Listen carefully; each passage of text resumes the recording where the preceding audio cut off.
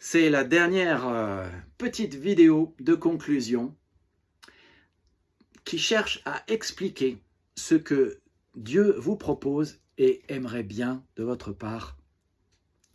Dieu est amour et il dit que sa gloire, c'est qu'il est un Dieu compatissant, patient, d'une immense et fidèle bonté. D'une immense bonté, c'est le mot chesed qui nous parle de l'amour loyal ou de l'amour de l'alliance. Ce que Dieu montre très clairement dans sa parole, c'est qu'il vous propose une alliance d'un amour inconditionnel, éternel, immuable et loyal, et il aimerait que vous l'aimiez de ce même amour. Je désire l'amour, je désire chesed, je désire cet amour loyal, dit Dieu dans Osée 6.6. Et ce que je suis en train de montrer par ces courtes vidéos, que vous pouvez, et je vous encourage à les écouter de manière détaillée de l'autre côté, ce qui est très important, c'est de la même manière que Dieu vous aime de cet amour loyal et vous propose cet amour d'alliance loyale, il aimerait que vous l'aimiez de cet amour loyal de l'alliance. Il aimerait que vous aimiez votre conjoint de cet amour loyal parce que le mariage est un contrat.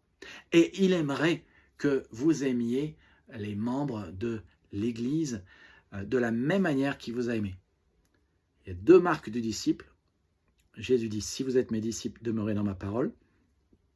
Jean 8, 31. Et il dit, si vous êtes mes disciples, aimez-vous les uns les autres comme je vous ai aimés. Et comment est-ce que Jésus nous a aimés? Eh bien, il nous a aimés par l'amour de l'alliance, par la nouvelle alliance, où la grâce et donc l'amour est au centre. Grâce est un synonyme pour amour, ça veut dire amour immérité. C'est une autre manière de parler de amour inconditionnel. Et bien de la même manière que Jésus vous aime, comme il le dit dans Ésaïe 54:10, d'un amour inconditionnel, inébranlable, durable, pardonnant, éternel. De cette même manière, il aimerait que vous aimiez les frères et sœurs dans l'Église. Vous devez choisir d'aimer.